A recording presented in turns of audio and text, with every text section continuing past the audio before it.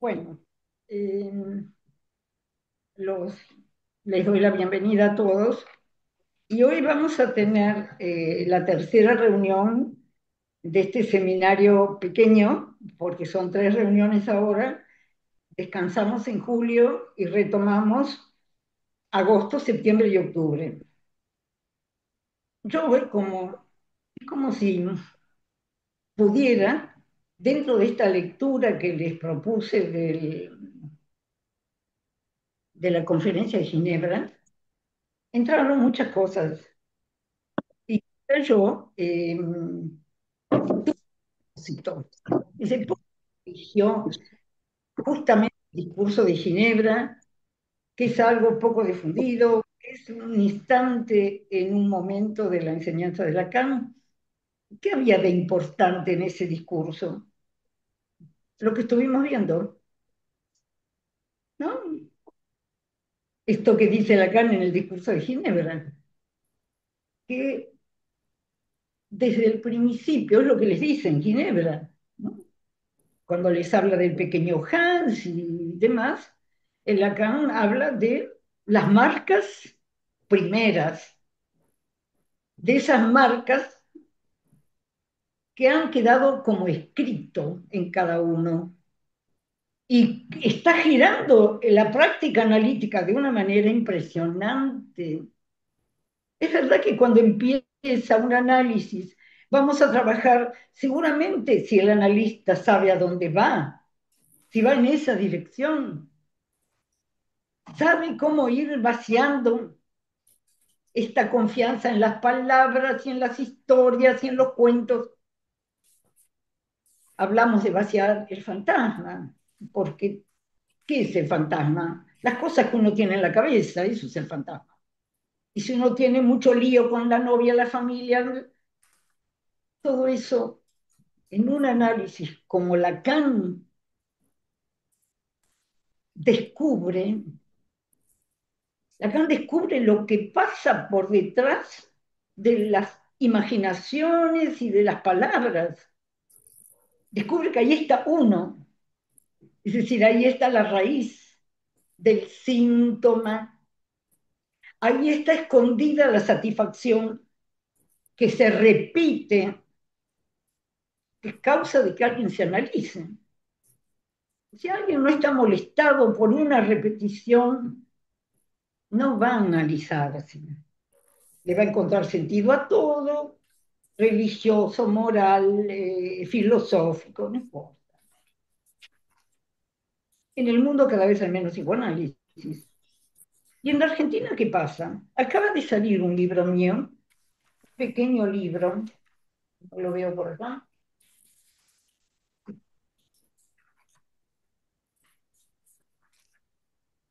acaba de salir este libro, La cita fallida 4. Un libro muy pequeño porque tiene 140 páginas, un libro muy liviano, pero resulta que es un libro que completan, después de las citas fallidas uno, 2 y 3, faltaba una vuelta más. Y esa vuelta más era el psicoanálisis en Argentina y el campo de la salud mental. Y descubrir que lo que pasa en Argentina no pasa en ningún lugar del mundo, jamás pasó. Las listas de espera por los psicólogos, en los psicoanalistas en los hospitales o en los centros de salud son un problema.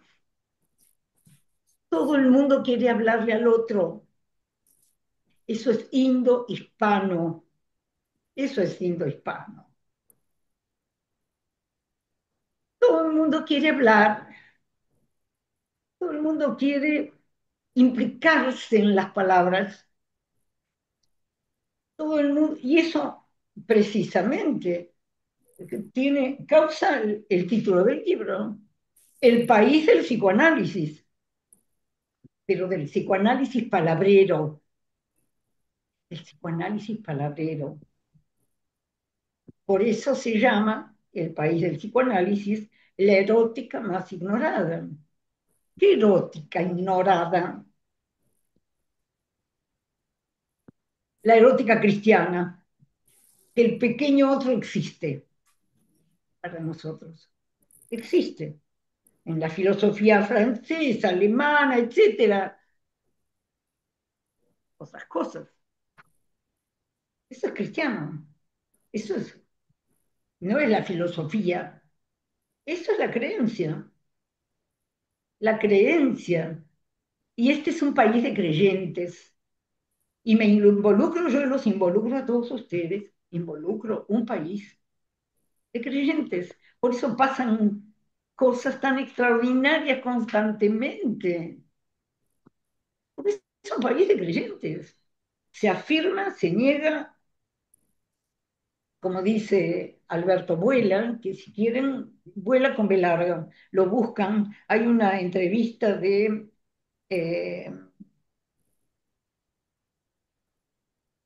el señor, a ver, si tengo mi problema con los nombres, Fontevecchia, no es una gran entrevista, pero hay una entrevista de Fontevecchia a un filósofo, doctor en filosofía 2 veces, Alberto Vuela, es un señor de 70 años. Lo descubrí gracias a mi colega y amigo de Chivilcoy, Elías Suárez. Pueden verlo. No digo más. Eh, es un libro dedicado al país del psicoanálisis. ¿Por qué es el país del psicoanálisis? ¿Cómo es el psicoanálisis en este país del psicoanálisis? Del cual somos parte todos nosotros. Entonces, pero en el campo de la salud pública, la salud mental. Esa era la parte que me faltaba explorar, comprender, participar, por eso pude escribir. Bien, voy a la reunión de hoy. Es un libro de grama. Antes de entrar en la primera parte, o en lo que voy a hablar hoy del seminario, quiero prestar atención a 3 cosas que pasaron en relación al seminario anterior. Son detalles, no detalles, de ningún modo detalles, son cosas que me interesa comentar. Cuando volví a ver en YouTube la reunión, por supuesto, volví a escuchar uno de los comentarios. No voy a referirme a ningún otro, son todos muy valiosos. Pero se me había escapado un detalle en la intervención de Alejandra Crochinelli, que además la vi en YouTube, porque no estaba segura de ser ella, me parecía por la voz, pero no la vi. Entonces hubo una excelente intervención sobre la letra de Gossen. Esta letra de Gossen estaba en el fantasma, en la búsqueda de satisfacción, y ella preguntaba, ¿es difícil pensar qué es la letra de Gossen? Y dijo que en realidad en todo el movimiento de la demanda estaba la letra de Gossen. Me pareció excelente, le dije son los hongos de su cocina, pero hubo un detalle que se me escapó y que no quiero que se me escape. Cuando, que se me escapó a mí, nos escapa a todos, es decir, cuando dijo esta frase, que la letra de Gosse podría rescatar algo de la escritura. Obviamente, en ese momento se me pasó y después me puse a buscar qué función tiene la letra con respecto a la escritura. En realidad, ¿qué es la letra? Nada. Las cosas que resuenan en uno son las resonancias del goce en cada uno, eso es la letra, ¿no? Por eso Lacan dice, no usen el verbo ser, no se puede definir la letra. La letra resuena en la sensibilidad, en la manifestación de la existencia de cada uno. ¿Qué es? No sé, es que somos seres de lenguaje, cuerpos hablantes, y donde el lenguaje nos atraviesan, nos afectan, nos modifica, nos trabaja. Eso es la letra de Bossi. Y lo ubicó muy bien Alejandra. Pero lo que después pude ubicar es que la letra borra, tacha, recubre el escrito. Nunca rescata. Ese escrito es irrescatable. ¿Qué es el escrito? Esas marcas que fueron del infans, del lactante, del recién nacido, del neonato. Esa criba que dice Lacan, que es el niño, lo volví a leer, ¿por qué es una criba? Porque nadie sabe ese bebé cómo recibe, ni qué elige de lo que recibe. Y de eso hablamos bastante la vez pasada. Un recién nacido es una criba, dice Lacan con esa palabra. La fui a buscar en el diccionario porque dije, a ver si me equivoco. Una criba es una selección de elementos. Uno agarra algo y la criba, distintos métodos de criba, se desprenden cosas y que se eligen. Bueno, un recién nacido, desde que nace, está eligiendo en el sentido de que hay cosas que lo atraviesan y otras que deja fuera. Y nadie en el mundo puede decir qué afectó a cada uno. Y ahí no se llega nunca. Por eso el nudo borromeo, del cual les voy a hablar, el nudo es el girar de estas tres cuerdas de tal manera que jamás, jamás cubren el agujero este de lo que no se sabe nada. La escritura es ilegible por siempre y la letra lo que hace es vivir de esa escritura. La letra vive de la escritura, pero de ningún modo rescata nada de la escritura. O análisis llega ahí a que hay una escritura, por eso Lacan llega al nudo.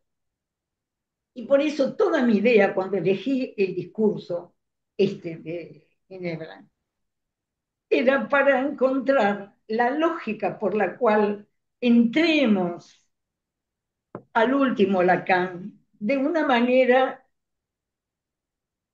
simple y a la vez real, no simplificada, muy refinada, porque el discurso de Ginebra, como el discurso de Yale, está entre la conferencia de Lacan en la Sorbona sobre Joyce, ahora hoy voy a tratar de decir algo de eso, entre la conferencia de Lacan en la Sorbona y eh, el seminario 23, que se llama El Sintón. Y yo les mandé una notita a los que están inscritos en el seminario, donde queda bien clarito que que yo es el síntoma, no es el síntoma. Y que el síntoma, dice Lacan, Parece mi abuelita esta. el síntoma no es nada anterior, es la primera marca. Dice uno, bueno, es así, porque yo es el síntoma y no el síntoma. Bien, eso es el seminario 23. No sé cuánto de esto veremos este año, porque cuando retomemos, después de las vacaciones del receso de julio, vamos a continuar hasta donde podamos. Pero creo que haberse ubicado hoy esta intervención de Alejandra para decir que la letra borra, tacha, recubre lo escrito, que es irreductible e irrescatable, resto de lo gozado antes del acceso al lenguaje. No el acceso al lenguaje, el acceso a la palabra hablada. Antes de entender, antes de hablar, antes de armar una frase, dice Lacan, ¿por qué un bebé puede decir no, no quiero? Bebé pequeño, no digo entonces no quiero. ¿O por qué manifestaciones de aceptación y de rechazo? Bien claras. A veces se abrazan a una persona y rechazan radicalmente a otra. ¿Qué pasó ahí? La letra borra, tacha lo escrito. O sea, lo manifiesta, pero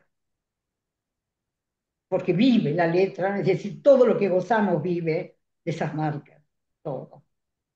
Bien, creo que hice una aclaración importante. Las otras dos cosas que le quería decir son dos notas aparecidas en YouTube. Los pueden leer todos, ya lo han leído quizás, y me voy a hacer hincapié en dos. Agradezco todos los comentarios porque evidentemente eh, son un trabajo que se toman de comunicarse con el seminario, pero quiero dos cosas nada más, por favor, porque quiero continuar. Entonces, hay una anotación en relación a lo que yo dije, la letra es la tachadura de ningún rasgo que estuviera antes. Esto es lo que acabo de decir. Antes de la letra no hay ningún rasgo escrito. Hay marcas inalcanzables. Por eso la letra es la tachadura de ningún rasgo que hubiera antes. Porque antes las marcas no tienen estatuto de rasgos. Lo escrito no tiene estatuto de rasgo. Lacan, y ya van a ver el ultimísimo Lacan, dice que Lacan, Miller llama el ultimísimo, el último Lacan se aproximó, pero muy humildemente, porque está en un terreno donde sabemos tan poco y nunca sabremos lo suficiente. Alguien menciona a Luner Kant, por favor. Claro que sí, estuvimos hablando el otro día de que Lacan arranca, aprende de Freud. Obviamente que la represión originaria corresponde con lo escrito, ninguna duda, ninguna duda. Y ese es el trabajo que hacen ustedes acá, ir asociando con todo lo que han leído. No se puede decir todo. Claro que gracias por un chat que me habla de Luner Kant. Sí, es el reprimido originario de Freud. Tenemos que volver a pensar que Lacan aprendió de Freud. No, lo encontramos todo el tiempo a Freud, no duden, no duden, no duden de encontrar a Freud, ya lo van a ver ahora enseguida. Entonces, no duden, es así, el reprimido originario es freudiano, pero el alcance que le va a dar Lacan con la topología no se lo podía dar Freud, porque pertenecía a un tiempo y porque se murió, siempre digo lo mismo, se murió, después se murió Lacan. Es decir, la muerte interrumpe. Por eso no hay nadie que muera habiendo concluido. Eso es una relación al saber. No hay ningún saber clausurado. Nunca. El saber no se clausura. Somos unos eternos ignorantes. Bien. Cuando alguien comenta esto, dice, eso no es de Freud. Es una novedad que eso no es de Freud. Sí es de Freud. ¿Acaso no está la represión originaria? Claro que está en Freud, todo. Pero cuando dice, eso no es de Freud, eso es del seminario de la identificación, no, no trabajen así, no les conviene.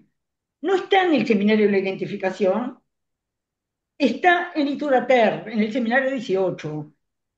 Pero eso, en la identificación, tiene toda la razón del mundo, el colega que lo escribió.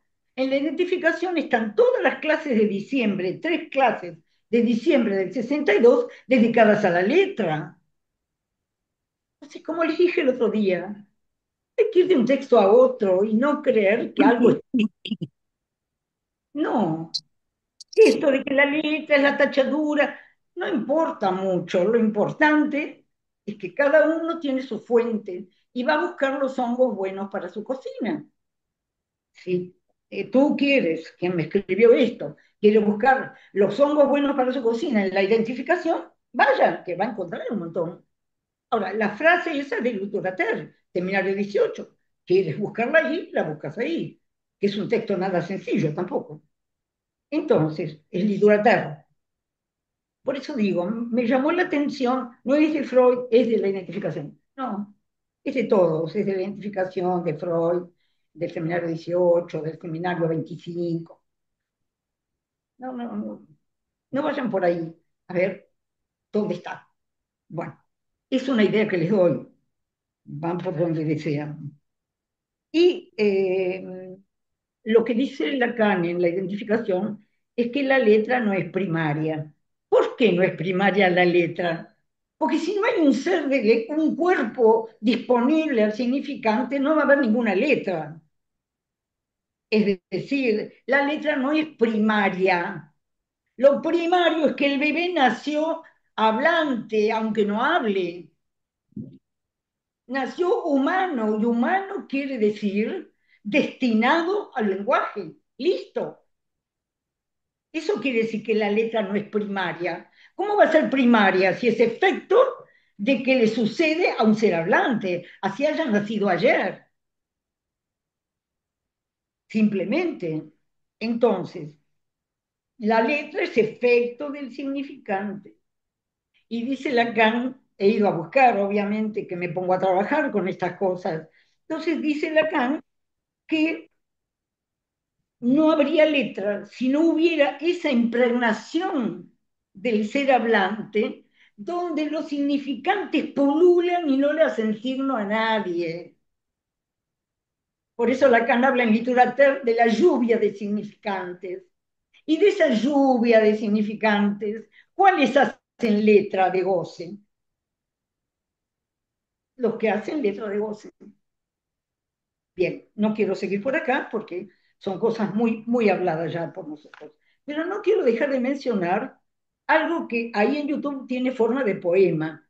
Su autor es Eduardo, del otro creo que no tengo el nombre. Este autor es Eduardo, tampoco sé porque tiene un nombre de, no sé su apellido, pero Eduardo escribe algo muy poéticamente. Cuando lo recibí en un mail no tenía forma de poesía, pero sí la tiene en los comentarios de YouTube.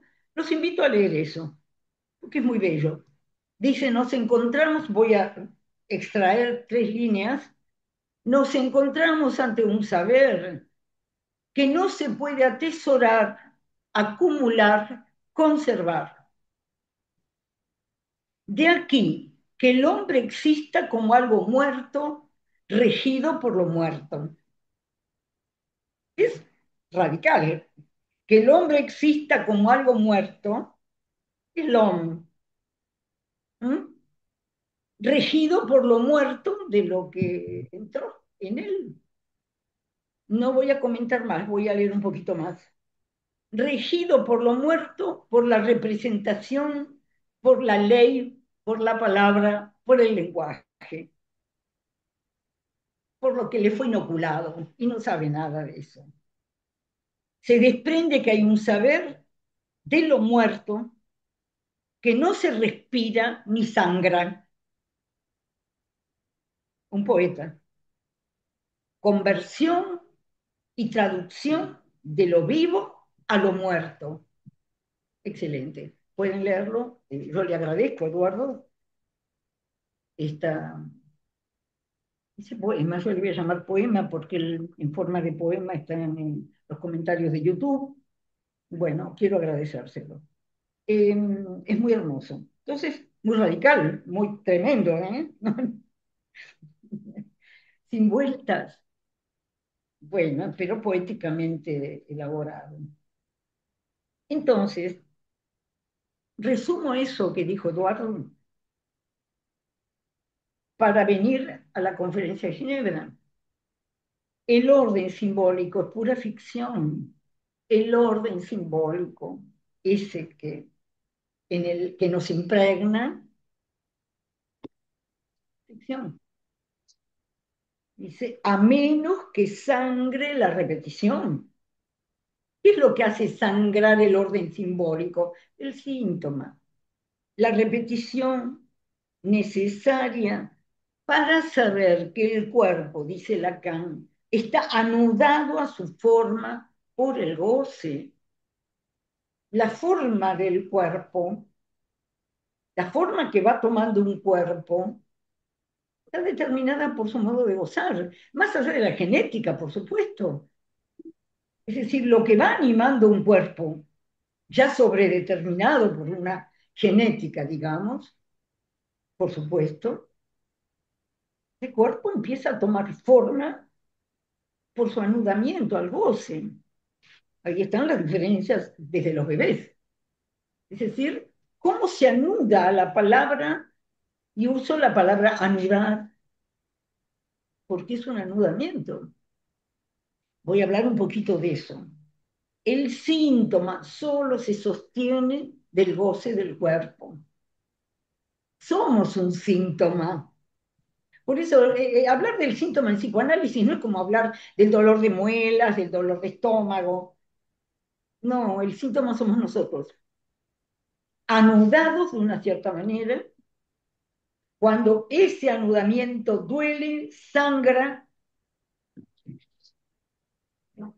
Ahí tenemos la clínica del psicoanálisis. Cuando el anudamiento sangra, tenemos toda la clínica que se manifestó a partir del descubrimiento de Freud. Obviamente estaba la psiquiatría organicista, sabía muchísimo de la locura, de la psicosis, de los cuadros, muchísimo. Hay un colega, Emilio Bacheto, que ha escrito varios libros, pero que realmente son lecciones de psiquiatría escritas por un psicoanalista. Y vale mucho la pena que frecuenten o que busquen o que encuentren. Ahora acaba de salir uno, pero hay muchos libros antes, no tomé la precaución de anotarlos, pero lo buscan en internet y lo encuentran enseguida. Y esa es la psiquiatría que se pudo rearmar a partir de Lacan.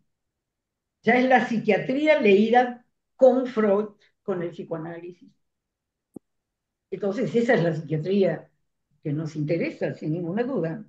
Pero, repito, el síntoma solo se sostiene del goce del cuerpo. Goce del cuerpo es efecto de un anudamiento real, simbólico, imaginario.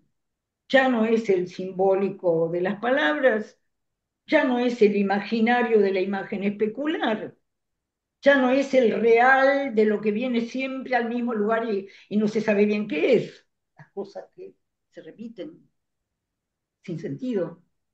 Entonces, ya no es ese RCI que Lacan descubrió. eh, no me pongan esos chats, he leído todas esas cosas. Muchas gracias. Eh, me distraen mucho. Eh, por favor, tengo el libro de Bacheto sobre la mesa, no se preocupen. Bueno, entonces digo, no sé lo que estaba diciendo. Estaba diciendo que no me interesa una acumulación de saber, ni de bibliografía, ni de nada. Me interesa que el síntoma solo se sostiene del goce del cuerpo por una topología, por un anudamiento de un simbólico que ya no es el de las palabras, por un imaginario sin imagen que ya no se va a reflejar en un espejo, y por un real que goce. Por eso Lacan, cuando arma el nudo borromeo, si les interesa, tienen muchos lugares donde buscarlo, y por favor no me informen, porque no quiero que me informen, tengo bastante información. Entonces, este nudo que Lacan dibuja por primera vez en el seminario 20, ese anudamiento, dice que el imaginario y el simbólico son dos cuerdas, redondeles de cuerdas que se superponen. Ustedes ponen, ¿cómo se hace un redondel de cuerda? Con un nudito. Agarran una cuerda, le hacen un nudito y tienen un redondel. Es el único modo de tener un redondel de cuerda. Arman un redondel de cuerda con un nudito y lo ponen arriba de la mesa. Porque en el aire no lo pueden estudiar al nudo, hay que ponerlo en el plano. Agarran otra cuerda y le hacen un nudito y tienen dos redondeles de cuerda. uno arriba de otro, no se interpenetran, uno está sobre el otro. Pero resulta que hay un tercer nudo, un tercer redondel de cuerda, que no le pueden hacer el nudito antes de enlazarlo. Lo tienen, agarran la cuerda, la pasan por debajo del que está abajo, por arriba del que está arriba, por abajo del que está abajo, por arriba del que está arriba, y esa cuerda entonces recién ahí hacen el nudito. Tontería parece, pero hay que tenerlo muy claro. El redondel de cuerda no es una ilusión, es un pedazo de cuerda, es un toro, en realidad, porque es un agujero irreductible. Ahora sí vayan al seminario de la identificación. También en el de la angustia, Lacan trabaja mucho con el toro. Entonces, ahí tienen páginas, vayan a buscarlas. Pero una vez que tenemos ese agujero irreductible, ¿qué es ese agujero irreductible? Esa cuerda, ese toro, y que nos pasamos dando vueltas con las palabras alrededor de algo, y todo el tiempo sin darnos cuenta de que hay un agujero en el medio, que está todo lo que no sabemos, ni de nosotros ni de nada. El agujero de la escritura, el agujero de los goces, queda rodeado permanentemente por las palabras, el mundo en el que vivimos. Ahora, eso es son estos seminarios de los años 60. Ahora Lacan, en los 75, ya ha hecho mucho trabajo con el nudo. Entonces, fundamentalmente, ¿cómo estamos anudados? Cuando yo les digo, para dar una idea muy real, de que tienen dos redondeles de cuerda hechos con unos nuditos, porque si no, no hay redondel que valga de cuerda, que el tercero es el que pasa y es el real. O sea, ni el simbólico, que no es el de las palabras, es la pertenencia al mundo del lenguaje, el estar metidos en los discursos. Ese es el redondel del simbólico. Y el imaginario es que si no tenemos una imagen especular, no existimos. Tuvimos que vernos reflejados a través del otro, que nos alzó en brazos y dijo que lindo nene. O sea, ahora en los redondeles de cuerda, ese simbólico es que pertenecemos como cuerpos hablantes que necesitan una imagen de sí para existir. Ahí tienen el redondel del simbólico, que lo poner sobre el redondel de lo imaginario, sin recubrirse. O sea, uno se apoya en el otro, sin cubrirlo. El redondel de lo simbólico y de lo imaginario juntos. Y muchas veces vivimos ahí, en esa conjunción simple de que hablamos y nos miramos y nos reconocemos en una imagen. Pero resulta que estamos anudados por un real. ¿Qué quiere decir?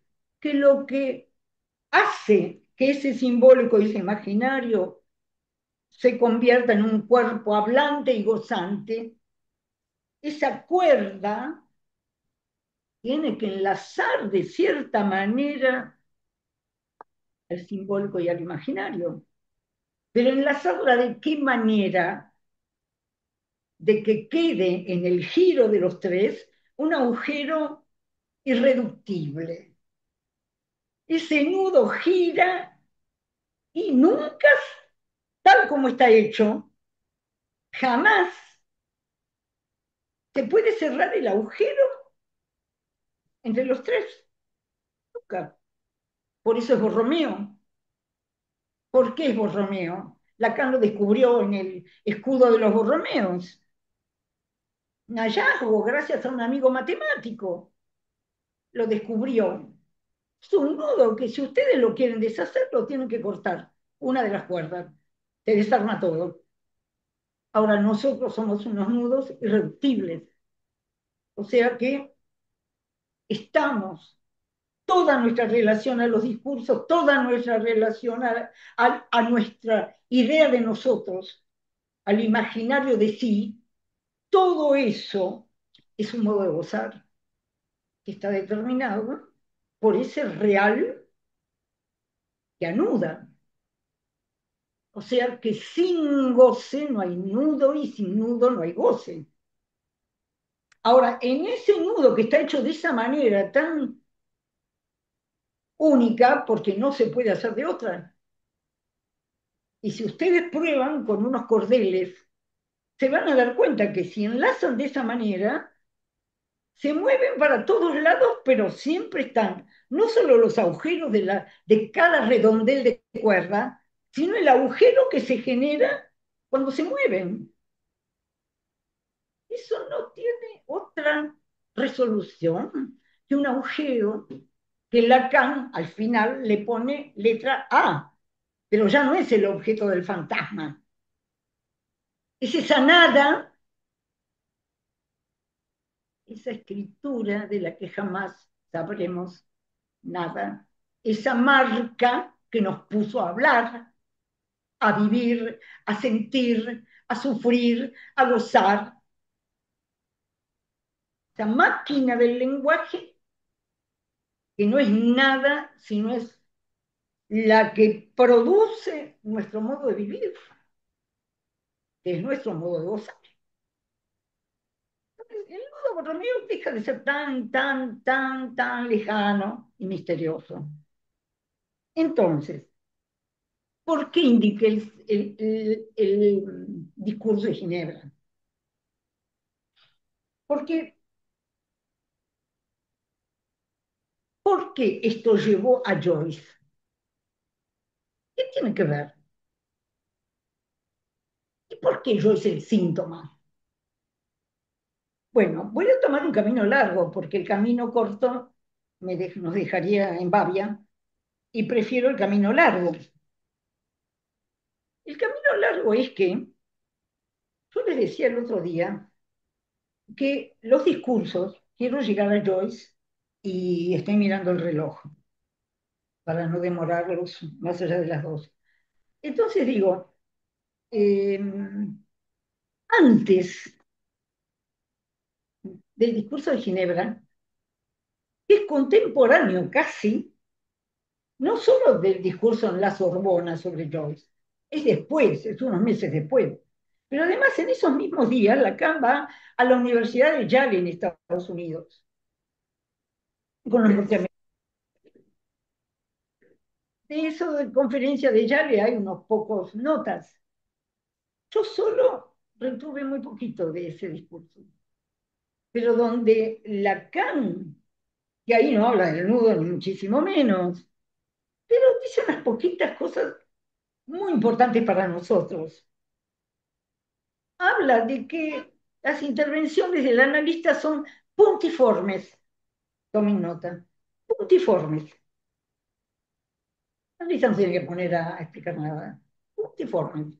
¿Por qué puntiformes? Porque tienen que tocar la repetición. Si no tocan la repetición, se puede girar alrededor de un toro, de una cuerda, eternamente. Ese es el campo de la demanda. El campo de la demanda jamás sabe que está rodeando el agujero de su propio desconocimiento de sí.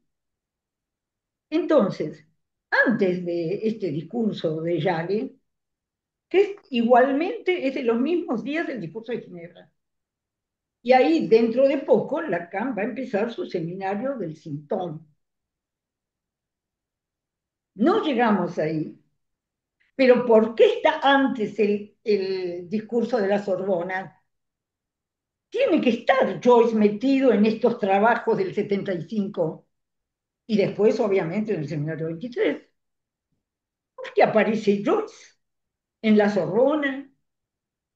Y después el discurso de Ginebra, y después el discurso de Yale, y después el discurso, y después el seminario del Sintón.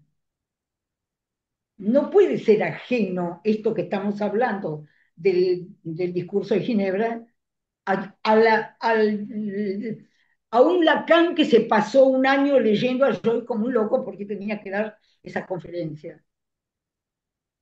Cuando uno tiene, le dan semejante tarea, se pone a estudiar, y Lacan se puso a estudiar porque no era un joyciano.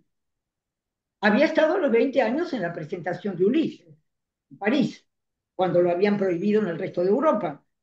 Entonces, Lacan, jovencito de 20 años, año 20, nació en el 901, no tenía 20 años y se fue ahí a la librería de Audrey Monnier, creo que se llamaba, o de Silvia Beach, ahí se daban las presentaciones de Ulises, y ahí se juntaban los intelectuales. Piensen que era 1920, después de la Primera Guerra y en la pre-Segunda Guerra.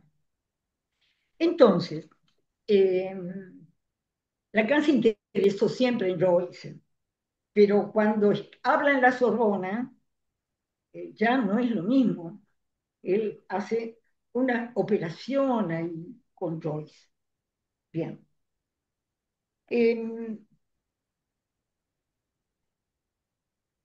Hay una notita que yo les mandé a ustedes que decía que la Yola había mandado ustedes lo habrán visto porque los que reciben la información de la IOL, celebrando, conmemorando el Bloomsday, 16 de junio de 1904.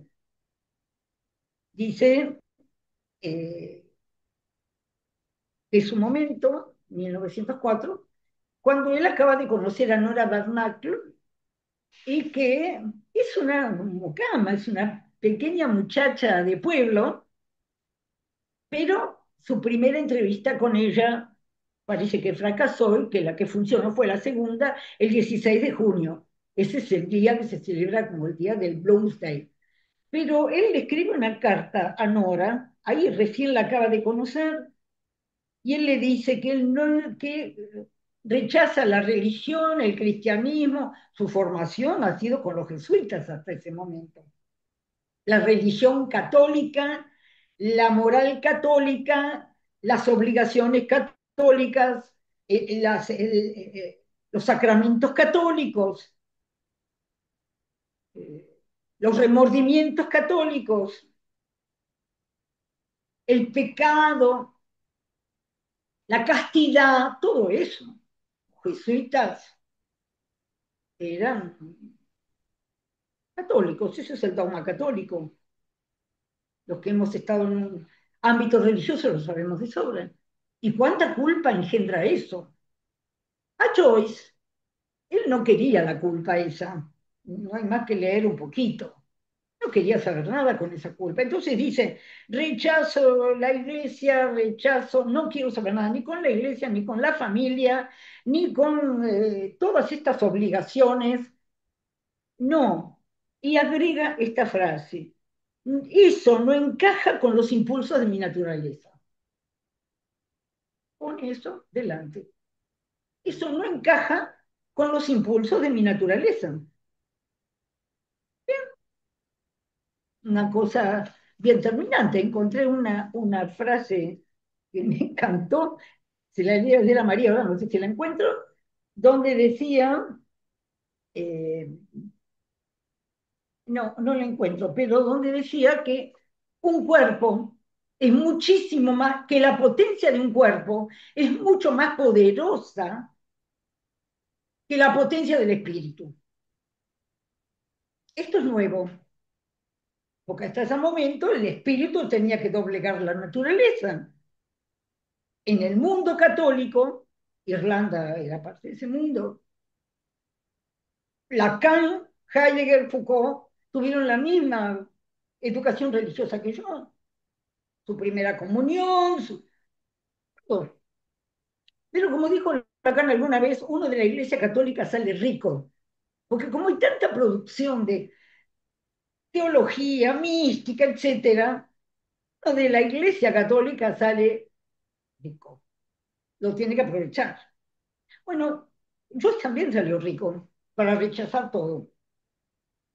Salió de la iglesia, del catolicismo, con su genio ya manifiesto en Stephen el héroe, el retrato del joven artista. Ya él concibe las cosas a su manera, ya tiene su mirada sobre la raza, su mirada sobre Dublín, sobre el estado de Irlanda, y él se convierte, ya desde que conoce a Nora, en un exiliado perpetuo. Es curioso, siempre exiliado, porque tengo por acá unas notas que quizás sirvan sobre, sobre cómo fue la vida de Joyce, que fue, acá tengo, eh, empleado bancario en Roma, profesor de inglés en Zúrich, en Trieste, eran las épocas de la guerra del 14. Y él andaba de un país en otro, estuvo, ya les digo, empleado en Roma, una pobreza asegurada, no le importaba nada, y daba clases particulares, publicaba pequeños artículos en diarios, en periódicos, pero nunca dejó de hablar de Dublín, nunca. Era un exiliado que llevaba a Dublín en él y nunca dejó de hablar de Dublín. Era un ser muy particular y algunos consideran que el retrato del joven artista, que habrán leído muchos de ustedes, yo tengo el libro viejito de muchos años, de una editorial, no recuerdo si es, me estoy confundiendo si es Lumen, pero de una editorial donde el traductor es un señor, un hombre español, pero resulta que, después me vengo a enterar ahora, pero no lo sabía, es una traducción preciosa, que es de Damaso Alonso. Damaso Alonso es uno de los grandes estudiosos de la literatura hispana en los años 20, fue todo un movimiento. Es una preciosa traducción. Pero, digo, era un eterno exiliado, andaba de un lado para otro, era pobre, andaba con Nora, tuvo dos hijos con Nora. Hay volúmenes de literatura sobre Joyce, que los que tengan curiosidad o ya han transitado o van a transitar si les da curiosidad. Entonces, pero yo lo traigo para algo eh, preciso, que es la relación de Joyce con la palabra y el interés de Lacan en Joyce. Antes del discurso de Ginebra, ¿cómo llega Lacan a ese discurso de la Sorbona? No de cualquier manera. Llega a ese discurso de la Sorbona, del cual no hay versión. Lo único que hay son unas notas de Eric Laurent, que estuvo ahí, y que están publicadas en una revista que yo tengo, porque la EOL se creó en el 92, y esto se creó una revista llamada Uno por Uno, y esto está en el número 44 de la revista Uno por Uno. En el número 44 de esa revista están las notas de Laurent sobre la presentación de la Sorbona. Y entonces, después Lacan, en el 2001, después del seminario del Sintón, escribe un texto, un escrito, que está en los otros escritos, en la página 591, que se llama Joyce el síntoma. Este texto de Laurent no tiene ese nombre, es simplemente notas sobre esa conferencia que dio Lacan en la Sorbona, en París. Por eso yo con toda intención traje el discurso de Ginebra. Yo quería encontrar ese hilo que va del Lacan de la Sorbona al seminario 23. Pero resulta que el Lacan de la Sorbona ya dio el seminario 17, 18, 21, 22. O sea, este Lacan que llega a la Sorbona a hablar de Joyce, ya ha encontrado muchas cosas que nosotros todavía no leemos porque tenemos miedo a leer a Lacan. Son textos muy difíciles, muy difíciles. para muchos de nosotros inabordables, a menos que, ese es el trabajo que trato de hacer, pesquemos un hilo de todo esto y podamos ir al bosque de Lacan a buscar los hongos buenos para nuestra cocina. Y aprendamos a leer a este Lacan. Por eso empiezo por el final, por el 75. Todavía no vamos a entrar en el seminario 23, no estamos en condiciones, pero sí, sí, que si tomamos la presentación de Lacan en la Sorbona, tenemos que saber lo que hizo Lacan, como se los dije el otro día, una vez que escribió los cuatro discursos. Una vez que Lacan escribió los cuatro discursos, que son los discursos en los que se inscribe la palabra del cuerpo hablante, porque no podemos escapar a eso, el discurso no es del semblante, porque el discurso es una estructura que se nos impone con la lengua que hablamos. Cuando hablamos una lengua, ahí está metido el discurso amo, porque están las palabras que nos permiten entender el mundo en el que vivimos. Así sea la cena de la cocina.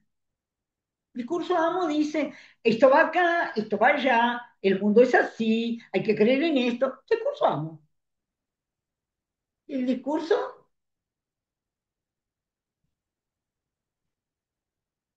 con el que se manejan las vidas ordenadas, más o menos.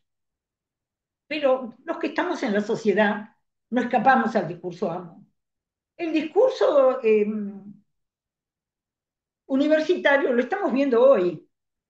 Lacan le llama el discurso de la yocracia, donde se levanta uno y dice, esta es la verdad.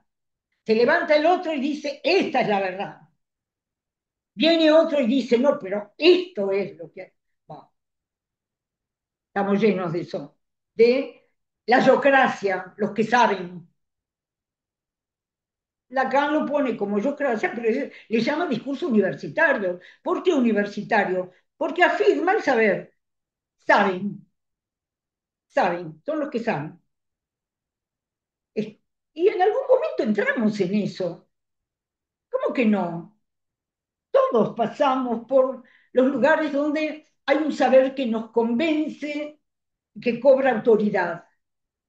Que no, constantemente. Entonces, los discursos son artefactos que arman las palabras. No se ven los discursos, no tienen semblante, tienen estructura.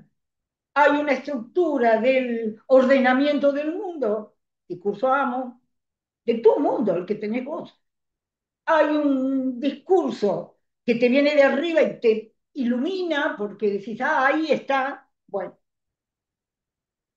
ese también todos en algún momento cambiamos de idea, cambiamos de equipo de fútbol, no importa. Pero después está el discurso histérico, que es el que Lacan le da más valor. Porque el discurso histérico es el que se confunde, no termina de saber, o habla como si supiera, pero en realidad es fácil desarmarlo. El discurso histérico es el discurso en el cual el psicoanálisis pone su esperanza. Que alguien pueda hablar sin saber, sin afirmar, sin imponer, sin estar seguro de algo. El discurso histérico tiene huecos por todos lados y síntomas. Todo el mundo los tiene, pero no se confiesan. Por eso digo que somos un síntoma. Ahora, si uno no confiesa los repliegues de su relación consigo mismo, ni se los pregunta ni se los cuestiona, no existe. Ahora, ¿cuándo empieza a existir el síntoma? Cuando alguien está molestado por el síntoma. ¿Qué es el síntoma? Algo de mí que no quiero, algo de mí que me entorpece, algo de mí que aborrezco, algo de mí que no sé cómo sacarme encima, algo de mí que no entiendo, lo que sea. Entonces, cuando alguien se encuentra con eso, tiene muchos recursos, o pocos, según las personas. tiene lugares a donde ir a hablar, otros donde va a distintos lugares hasta que llega a uno que donde le parece que puede entender algo. La historia de este libro que escribí, de la Argentina creyente. Cada uno encuentra un repliegue, una creencia para tratar el síntoma. Y una de las creencias con las que se tratan los síntomas son las terapias, los análisis, los eh, lugares donde se ofrece una curación, una terapéutica. Dice Lacan, el psicoanálisis también es una terapéutica, no es como las otras. ¿Por qué? Porque el psicoanálisis de los creyentes es el psicoanálisis del inconsciente palabrero. Sentido, sentido, sentido, sentido. Entonces me pasa esto porque mi mamá, porque mi papá, bueno, ya hablamos tantas veces de esto. La cuestión es la práctica. Cómo una práctica a través de un cierto número de años, hasta desengañarse de las historias y empezar a palpitar la letra, empezar a palpitar en un análisis cosas que van más allá de cualquier historia. Por eso Lacan dice en Upir, primero voy y digo, yo te hablo de mí, claro, yo te hablo y te hablo y te hablo. Si no se cae el supuesto saber, el analista sigue interpretando lo que oye, va por un lado. Si se vacía ese saber, si se desesperanza uno de ese saber, es porque empieza a resonar la letra, empieza a resonar otra cosa en un lapsus, al principio de un análisis, un lapsus es una cosa. Cuando un análisis está avanzado, un lapsus totalmente otra. Un lapsus es, o un equívoco, nos permite tocar lo real del síntoma, lo, el cuerpo gozante. No es el tema de hoy. Yo quiero llegar un poquito a Joyce. Entonces, lo que les quiero decir es que a partir del seminario de los discursos, Lacan tiene que hacer una serie de hallazgos. ¿Cómo hace para salir del inconsciente freudiano, que sin embargo es el inconsciente que lleva al inconsciente lacaniano? Entonces yo preguntaba, ¿por qué Lacan les dice en el seminario, en el discurso de Joyce, vayan a leer a Freud? Pues fui a leer a Freud, fui a buscar las conferencias de introducción al psicoanálisis de Freud y se van a encontrar la maravilla freudiana, o sea, donde Freud eh, habla del síntoma, y Freud habla de cómo se forman los síntomas, la formación de síntomas, los modos de formación de síntomas, el sentido de los síntomas, y Freud es un genio. No cree que el sentido de los síntomas lo tiene al alcance de la mano. Yo he leído esos dos trabajos de Freud, léanlos, porque están al alcance de ustedes totalmente, todos tienen las obras de Freud, supongo, y si no las buscan, son dos ítems en las conferencias introductorias. Y entonces ahí van a ver la proyección que Lacan le da a la lectura de Freud sobre el síntoma. Es decir, síntoma, es decir, y ahí es donde nosotros vamos a empalmar con Joyce, es donde el síntoma se encuentra en las palabras. Si sus pacientes no le hablan, no hay análisis. Si el paciente no les habla, no se interesa en su repetición, en encontrarla, en verificarla y en encarnarla, no va a haber pacientes para nosotros. Hay miles de pacientes que trabajan, de analistas en Argentina, que trabajan con esa orientación. Tengo acá mis pacientes actuales que han tenido 20 o 15 años de análisis terminados ¿Y por qué vienen? ¿Por qué siguen? Porque justamente algo se cerró donde no se tenía que cerrar. Y entonces, ¿por qué Joyce? Porque ahí aparece algo muy extraordinario. Aparece un señor que quería decir todo, que quería ignorar absolutamente, absolutamente ignorar la causa de lo que padecía. Era un señor genial absolutamente, que quiso decir todo sobre el cuerpo. Y yo les voy a leer hoy un pequeño párrafo de Ulises, porque hasta que uno no llega a este punto de Lacan, es como si lloviera más o menos. Lea Joyce y dice, bueno, un hombre que quiso decir todo sobre el cuerpo, escribir todo lo que puede suceder en un cuerpo humano, aprovechar todos los equívocos, ruso, inglés, griego, eh, lo que fuera, para borrar el valor sintomático de una palabra, mucho más de la letra.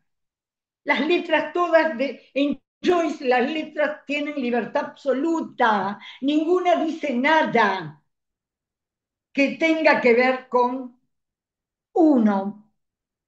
Él era el que iba a rescatar Irlanda de su miseria católica. Es muy interesante si se ponen a leer. Todo lo que se puede decir entre líneas, Joyce lo dice. Cubre todo con palabras. Dice Lacan, de ningún modo ha perdido su cuerpo. No es cierto que ha perdido su cuerpo. Lo que pasa es que ese cuerpo eh, está leído como el de su naturaleza y nada lo limita y nada lo perturba o lo perturba un montón, pero eso es parte de su naturaleza. Entonces, él dice Lorán en algún lugar en ese discurso que él es que Stephen y Bloom, que son los dos personajes, no es cierto, Bloom es el gran personaje, el señor Bloom, está Stephen.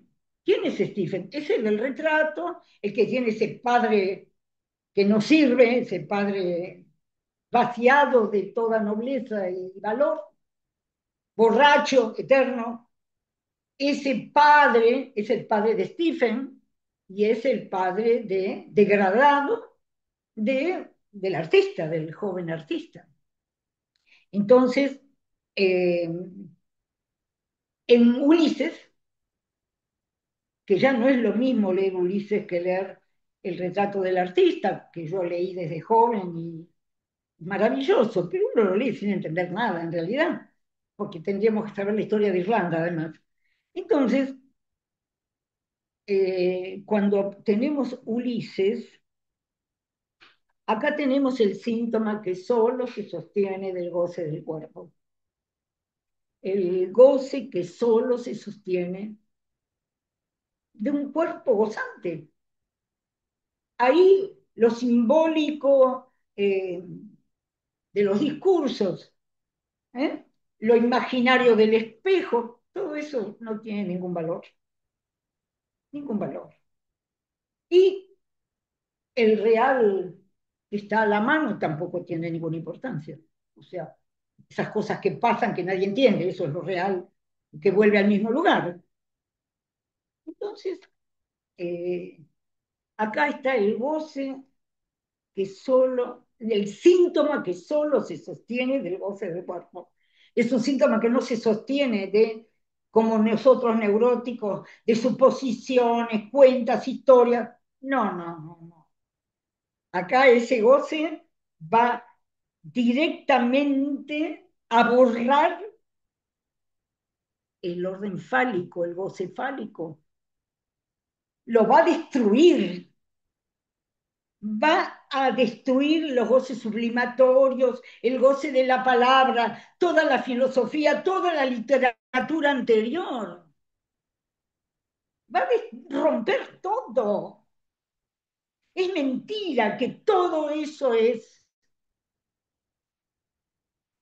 la relación al cuerpo. De ninguna manera. Yo les voy a decir lo que es relación al cuerpo. Dice Joyce. Yo, para que no se me pase la hora, voy a leerles. Le preguntaba a María ayer si iba a poder leer directamente del libro acá, con mi computadora delante, y me dijo María, ¿por qué no? Así que, bueno. Yo después de haber leído un poco a Joyce, escribí lo siguiente. Cuando Lacan, en el escrito Joyce, el síntoma, dice que él, en lugar del homme, va a decir l'homme. Y dice que es una operación fonética, pero también es faunética. O sea, Lacan se hace el joyceano en ese texto, por eso uno lo empieza a leer y dice, no entiendo nada. No hace falta entender nada. Hay que ir a buscar los hongos buenos para la cocina, y los hay. Yo encontré lo cuando no había tenido la idea de los últimos seminarios. Yo lo pesqué muy bien. Tiene un cuerpo y no tiene más que uno. Me bastó con eso para arrancar a pensar América. Entonces, ahí dice que habla del delirio faunético. ¿Qué son los faunos? Inventos. Los faunos están en la literatura fantástica desde que el hombre existe. Entonces, dice, hice una lista, la hice yo después de estar leyendo a Joyce una tarde.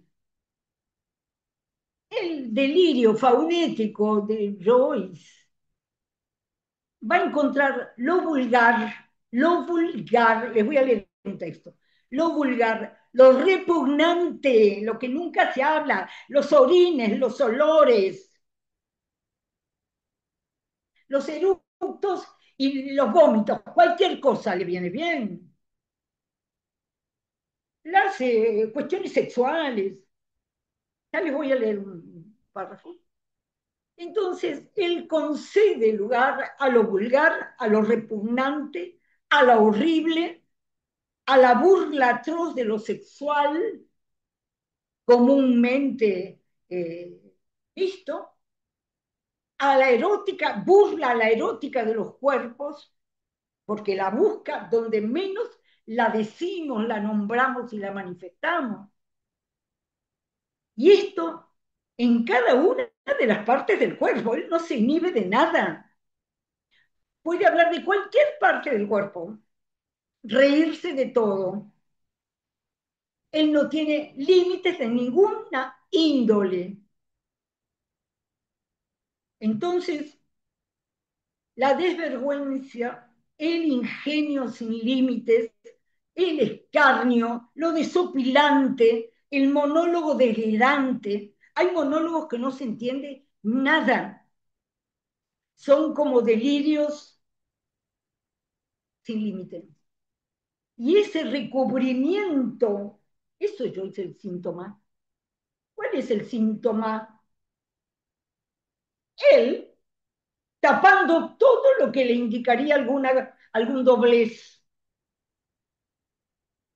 Nada, él es impune, pese a su miseria, su alcoholismo, su ceguera, sus desdichas, su pobreza. No importa, no le importa nada. Es la genialidad de alguien que dice, soy el amo de las palabras, soy el dueño de las palabras, soy el dueño de mí mismo, nada me limita. Ahí está el interés de Lacan en Joyce, porque precisamente ahí está el síntoma. No hay ningún síntoma, porque síntoma para Lacan es el reconocimiento de lo que, de ese escrito del que no sabemos nada más que por la letra de goce. La letra de goce cubre lo escrito, pero lo manifiesta, lo refleja. Les voy a leer un parrafito y los dejo. Un par de parrafitos. Hay un lugar, esto está abierto al azar. Yo les voy a recomendar, yo tengo el texto traducido de la editorial Lumen por José María Valverde. Lo elegí por dos razones. Porque hay un libro de Sergio Larriera, creo que ya se lo mencioné, que se ha dedicado mucho, hace años que tiene un seminario de topología en Madrid, en la Escuela de la Orientación Lacaniana de Madrid, la LP, y se ha dedicado a Joyce. Y ha sacado un libro que se llama Los 11 bolsillos del señor Bloom. El que le guste la topología, es un libro que se consigue, es del 2023 el libro. Los bolsillos del señor Bloom. Eh, Fue muy instructivo para mí porque yo estaba muy curiosa. No sé, las cosas se hacen por curiosidad. Entonces, encuentro al azar abriendo muchos lugares y ver cuál les iba a leer.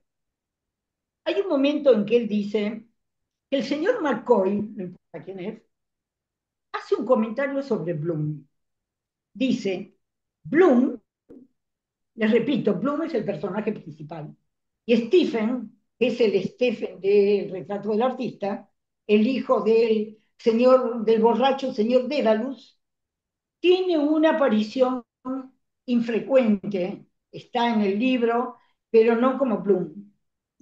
Eh, Se ha comentado mucho de la relación de Bloom y Joyce, incluso Laurent dice que Stephen Bloom es un personaje doble, a ver si les digo, que es un personaje doble que circula entre la tradición judía, Bloom es judío, y la católica. Stephen es el educado en los jesuitas y Bloom es un judío. Bien, entonces dice que de ahí extrae Joyce el legado griego y oriental y los dos lados de la sexuación. O sea, de ahí saca el lado, los goces femeninos y el goce fálico. Entonces, dice, es un estatuto del cuerpo que tiene que ver con nuestra civilización. Todo eso está mezclado. Es decir, hombres y mujeres. Joyce deshace eso. Si se ponen a leer a Joyce lo van a ver, de qué manera ataca nuestra civilización del goce, la descompone, la reconoce. ¿Eh? Imagínense los años de la Primera y la Segunda Guerra, es donde todo se compone. Europa. Entonces, el señor McCoy dice, el señor Bloom es un hombre completo, de mucha cultura ese Bloom. No es uno de esos hombres corrientes, un cualquiera. Ya comprendes, tiene algo de artista el viejo Bloom. Ahora miren al viejo Bloom. El viejo Bloom va a la librería. Entonces conversa con el librero y elige libros. Un libro de Aristóteles lo deja de lado. eh, los relatos del gueto de Mazoj, de Taher Mazoj, también dice, no, ese ya lo leí, lo deja al costado. El vendedor dejó caer dos volúmenes en el mostrador y le dijo, estos dos sí que son buenos. Ya lo conocía Bloom. Entonces, escuchen, a través del mostrador llegaron cebollas de su aliento saliendo de su boca echada a perder. Se inclinó para hacer un paquete con los otros libros, los abrazó bajo el chaleco abotonado y se lo llevó detrás de una cortina. Parece que el librero tenía un reservado donde uno, ahora la librería la tenía o lo tiene a la vista, pero parece que era atrás de una cortina que uno podía ir a ver los libros. Entonces, dice, el señor Bloom, solo del paquete de libros que le dio, el señor Bloom solo miró los títulos. Bellas Tiranas, por James Lovevich. Dice, ya sé qué clase de libro es. ¿Lo he leído? Sí. Lo abrió, ya me parecía. Una voz de mujer tras la sucia cortina. Leyó otro título, Las dulzuras del pecado. Más en su línea. Vamos a ver. Leyó donde abrió con el dedo. Todos los dólares que le daba su marido, leyendo, eran gastados en las grandes almacenes en suntuosos tocados y en las más caras ropas interiores. Para ella, para él. Sí, dice Bloom, esto aquí sí me gusta. Probar acá. Yo estoy leyendo la editorial Lumen de la traducción de Valverde, que es preciosa, en la página 309. Entonces, dice, sí, probar acá. Ella pegó su boca a la de él en un lascivo beso voluptuoso, mientras él la buscaba con las manos bajo la ropa, buscaba sus opulentas curvas.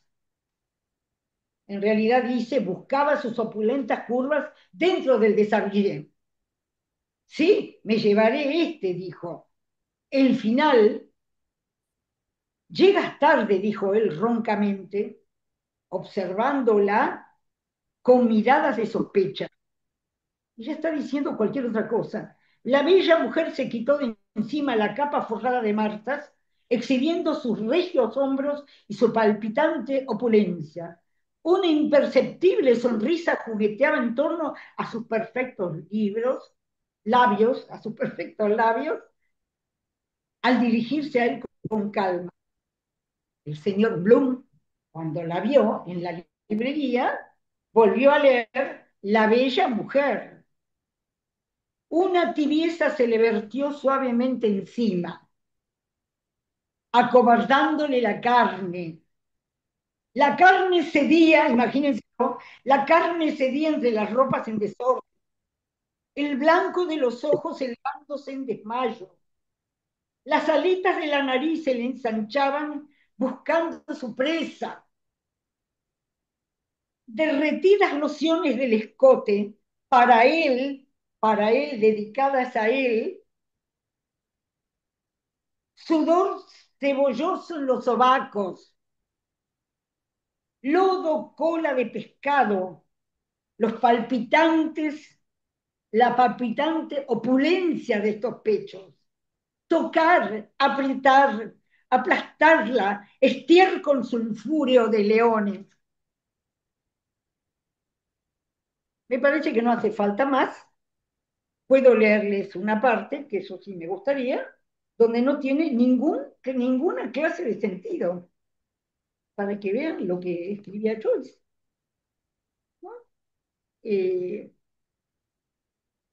astillas,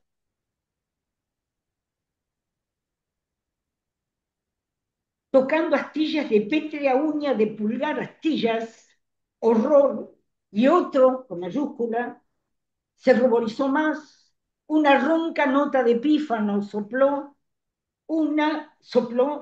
Bloom, una ronca nota de pífano sopló, Bloom, flor azul hay en él. Parece que la palabra bloom tiene algo que ver con florecer.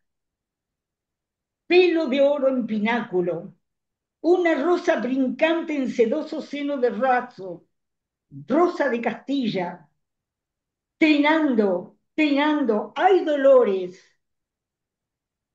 Cucú, ¿quién está en el cucudoro? Tink clamó a bronce compasiva. Y una llamada pura, larga, palpitante, llamada lenta en morir, señuelo, palabra blanda, pero mira, las claras estrellas se desvanecen, oh rosa, notas gorjeando respuesta. Castilla, ya quiebra el albor, tin, tin, tin, en calecín tintineante. Resonó la moneda, camponeó el reloj. Confesión, soné, no podría, rebote de liga, dejarte, chasquido. Ese es el maravilloso James Joyce. Por eso son libros que no se pueden leer. Se pueden buscar. Y de eso se ha hecho una cosa inmensa. ¿Y por qué? Porque se lo prohibió en toda Europa, porque las cosas asquerosas que dice no se las guardaba. Él tenía que decir todo. Entonces cuando dicen, no, que si era psicótico, que si no era psicótico, pavadas. que era un ser que intentaba dominar la lengua y no enterarse jamás de nada que no fuera lo que había en su cabeza. Es así. Uno quiere, puede decir, es un chiflado, no tengo ninguna duda. Cuando vean el seminario del síntoma, van a ver que Lacan se sirve de toda esa locura para hacer un nudo que no es como el nudo que sostiene nuestro goce. Es un nudo diferente, es un nudo extraño y Lacan se dedica a la topología de un nudo tal que excluye lo que no quiere enterarse. No es el nudo nuestro, nosotros lamentablemente no podemos ignorar todo lo que queremos ignorar. Bueno, por hoy los dejo y después del mes de receso eh, voy a seguir en esta línea de encontrar una práctica analítica menos tonta, una práctica analítica menos tonta. Tenía un caso clínico para contarles, no para contar un caso clínico, tenía un acontecimiento clínico para contarles, pero como sé que algunos se van y demás, vamos a empezar en agosto, eh, volviendo a ese punto, de una prueba clínica de lo que puede pasar cuando se opera con la lengua. Es una cosa sencillísima lo que pasó. Pasó, sencillísima. Para que no crean que estamos hablando de una práctica extraña. Estamos hablando de una práctica posible después que nuestro paciente y nosotros hemos dejado caer el sujeto supuesto saber y le hemos dado lugar a la lengua. Nada más. Bueno, por hoy los dejo y nos reencontramos en agosto. Carmen, ¿te parece que abramos el espacio de preguntas y comentarios? Claro, como no, con mucho gusto. Bueno, si alguien quiere participar, puede desbloquear su micrófono.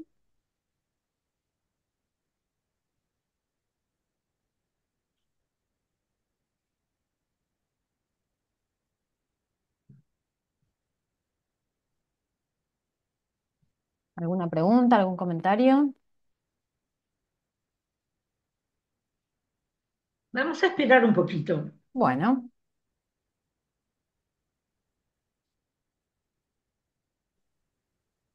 Y las personas que Hola, mandan quizá tengan cosas para decir. Sí, escuché una voz de un hombre. sí, A ver, ¿qué tal, Carmen? Bernardino. Bueno, en principio muchas gracias.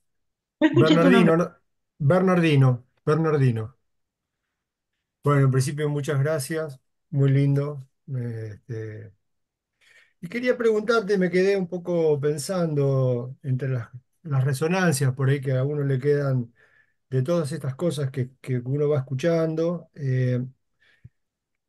Pensaba en la función, la cuestión de la letra, que hoy vos marcabas claramente la letra. Me resonó un poco la pizarra mágica en Freud, que vos de alguna manera retomabas a la idea de Freud, ¿no? Ese trazo que marca algo del orden del goce y pero que se borra también, ¿no? En la pizarra mágica, se borra pero queda como soporte posterior. eh, si te parece que es algo posible de pensarlo de esa manera, eh, que en algún punto eso después se encarna a lo que sería un proceso de escritura, ¿no? Sobre eso, alrededor de ese soporte, que es la letra,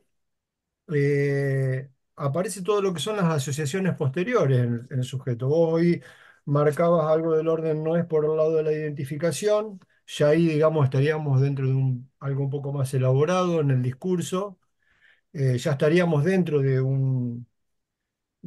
una posición un poco más definida en el sujeto. Eh, pero quería pensar en esto, ¿por qué? Porque en la conferencia de Ginebra habla del cliché, ¿no? Retoma un poco la indicación freudiana de lo que se repite, que es este cliché, pensaba en esta indicación que dice Lacan en el seminario de la lógica del fantasma. Lo primero es el amor. Dice, lo primero que hay es algo del orden del amor. Eh, para poder pensarlo, sobre todo cómo en la clínica, esto se escucha detrás de las palabras, cómo esta forma de amar, si se quiere, quiero ser un poco más poético, eh, de gozar, de amar, se escuchan detrás de las palabras y de los decires que los pacientes vienen y nos traen, porque bueno, y cómo pescar ahí la posición de todo eso. Digamos, cómo una persona ama o cómo una persona fue amada o cómo a una persona le resuena todo eso en ese decir, eso que está detrás del decir de los pacientes. Bueno, nada, eso. Sí, yo quería decir que justamente Lacan ha criticado la pizarra mágica, porque no hay nada que borrar. Hay impresiones que se borran, etcétera, pero esto que decía Freud, que siempre se vuelve, no, la pizarra mágica tiene un límite, ¿verdad? Lo que se escribe se borra y seguramente hay varias versiones de eso que va quedando como huella, pero me parece que es una simplificación demasiado grande. Solamente voy a dar una indicación de todo esto que dijiste que me parece muy interesante. Una sola cosa. Lo que estamos escuchando no está detrás de las palabras, está en las palabras. Justamente lo que nosotros tenemos que escuchar es lo que escapa al que está hablando. No está detrás, está en. Todos los huecos entre ese uno y ese 2 están permanentemente, lo que separa ese uno de ese 2, lo que rompe el sentido, está permanentemente. Hay que escucharlo. Y es verdad que, ¿qué función tiene el amor? Una función muy simple, vos hablaste de identificación. Es una muy simple, que el que nace y lleva las marcas es un inerme absoluto. Así que tiene una absoluta obligación de agarrarse de la mirada del otro. Si no muere, si el recién nacido que está cribando y recibiendo no recibe algún elemento para identificarse, se muere. O sea que es así. Por eso Lacan la primera escritura que hace es idea mayúscula, idea minúscula. Es decir, nacemos como seres hablantes, recibimos marcas, por eso el recién nacido llora, se disgusta, se opone, se ríe, pero porque hay alguien que lo está mirando. Por eso Spitz ha hablado del niño hospitalizado. O sea que quedamos inmediatamente en el campo del otro. Nacemos en el campo del otro, sin duda. Ese es el punto del hacerse amar, porque si no me amas, desaparezco. Cuando eso se sostiene, se sintomatiza, está este problema del neurótico que vive para hacerse amar y si el síntoma no lo socorre, vive fuera de sí, sin saber nada de sí.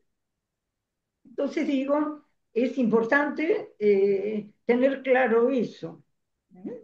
Eh, el amor es lo que nos rescata de desaparecer, pero si se constituye la neurosis, se sintomatiza como de esa manera, esa desesperada necesidad del otro, el hacerse amar puede convertirse en la pura alienación a la demanda del otro. Una práctica analítica ubicada en los términos freudianos, hay que leer los textos de Freud sobre la transferencia o en los textos lacanianos. Evidentemente el analista no ama. Está ahí para que el sujeto descubra que es un prisionero del hacerse amar y que entonces no tiene ninguna relación con eso de sí que es en tanto escrito. Ese escrito no lo hizo nadie, ni se borra, ni se toca, ni se sabe. Lo escrito quiere decir que cuando un recién nacido elige, es un, elige según un modo de gozar que no eligió. Viene con su genética, con su cuerpo, con su condición de hablante de la lengua y nada más. ¿Alguien acá habla del conde del otro mundo? Muy bien, léanlo. El maldito conde de los Remón. Sin duda que la literatura está llena de esto, llena. Y muchas veces me dicen, eso ya lo dijo tal, o eso ya lo dijo. Miren, todo lo que Lacan y Freud dicen estuvo dicho antes, por Dios. Lo único que tiene el psicoanálisis es que encontró una manera de entrar en uno y de modificar el síntoma. Nada más.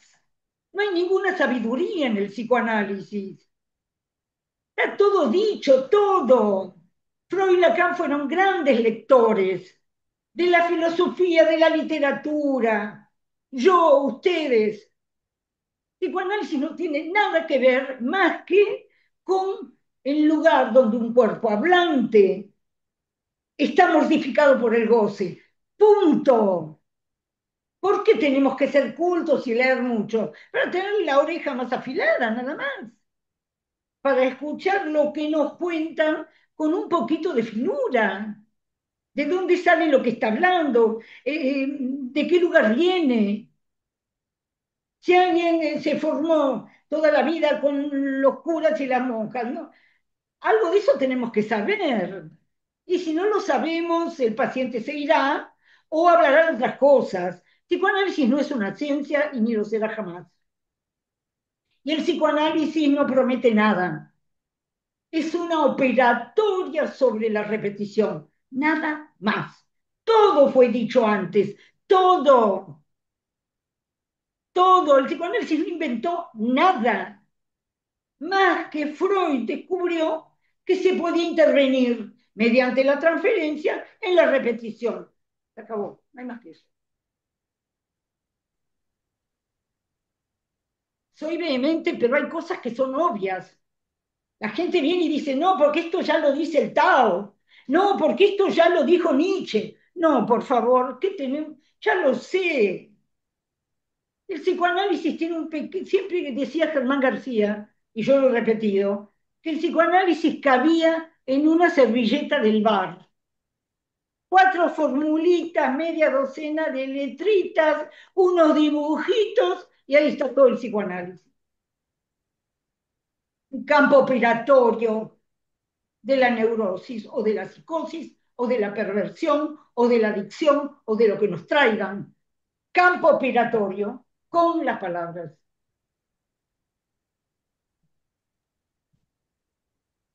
Bueno, ¿alguien más que quiera participar?